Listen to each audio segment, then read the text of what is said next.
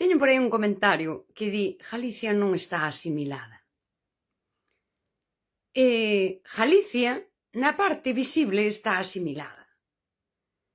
É que non sei se me aburro xa hasta eu de dicilo. A parte visible galeguista é institucional, que é do que eu renego.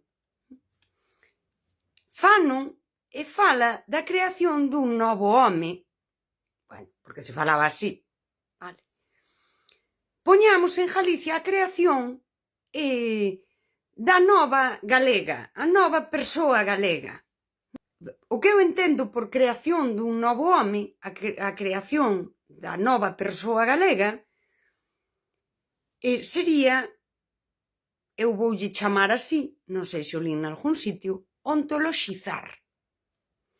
Cando eu digo, en min é ontolóxico, é vida, a min non me parece nada extraordinario que a xente cante, rexeife, toque na miña casa, rexeifaban, sí, a música, a tradición, unha lenda, era vida, contábancho, era eso de...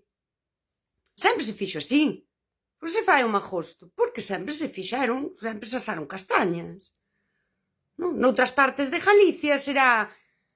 Pois os maios sempre se fixeron, e noutra serán as súas cousas. Sí, de acordo.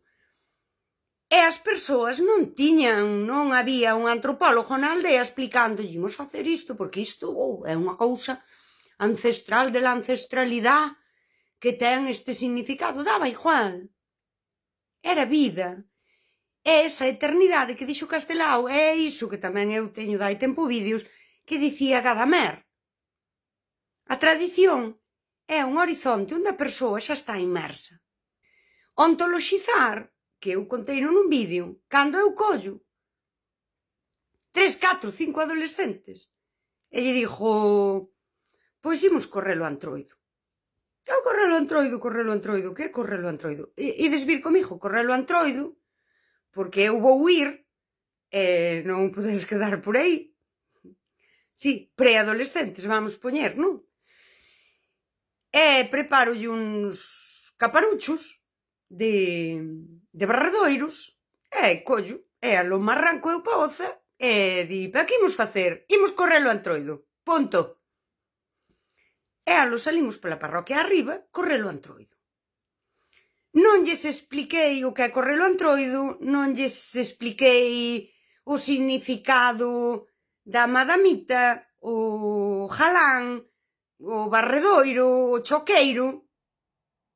Coloquei estas persoas ali. Houbo mediación, porque efectivamente, sí, son eu que estou mediando, pero non hai xerarquías. E metes as persoas no contexto real do entroido. E alo fomos, tal, non sei que, estaban ali medio flipando, que nos abrían nas casas, que saía unha señora, eres unha rosca. Pois o que é correlo antroido? E xa está. Entraban a unha casa, sacábanse unhas pandeiretas, bailábase a xente, e estas persoas, persoiñas preadolescentes, simplemente o viven. Iso é ontoloxizar. E a xente nova temos que colocala nos contextos onde isto vive. E unha vez postas as persoas ali, ti xa non tes que mediar.